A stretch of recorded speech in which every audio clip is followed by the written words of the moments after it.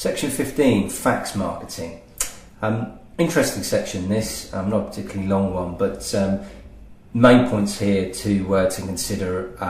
The PECA regs that I sort of spoke about earlier in the mandatory talk dictate that any digital forms of communication, which includes this fax, must be done on an opt-in basis. However, there is a fax preference service, FPS, that needs to be observed, and that will be covered within the preference service talk outside of my current one. But again, two points to mention here.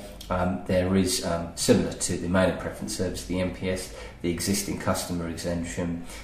If you are wishing to fax somebody who is an existing customer of yours, and that fax number was obtained at the point of data capture, and it was made clear to them that fax marketing was going to be carried out and sent to them, and they didn't object, then you can still go ahead with fax marketing, even if they're on the preference service.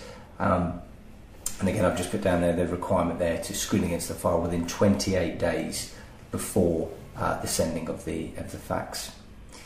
Other points to include on the fax communication itself, to always provide the full advertiser's name and contact details, and not to obfuscate this in any way.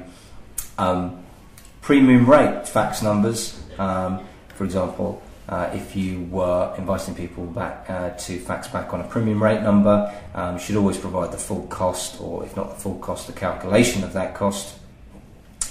Last point here is a practice called fax scanning that you may or may not be aware of.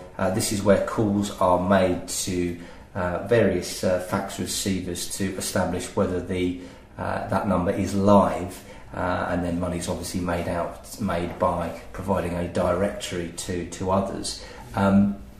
This is outlawed. This is considered by Ofcom to be misuse, and therefore a breach of the Communications Act at 2003, and we outlaw it in our code, and Ofcom have considered it a misuse, and they do have powers of enforcement, so this is an obvious no-no here.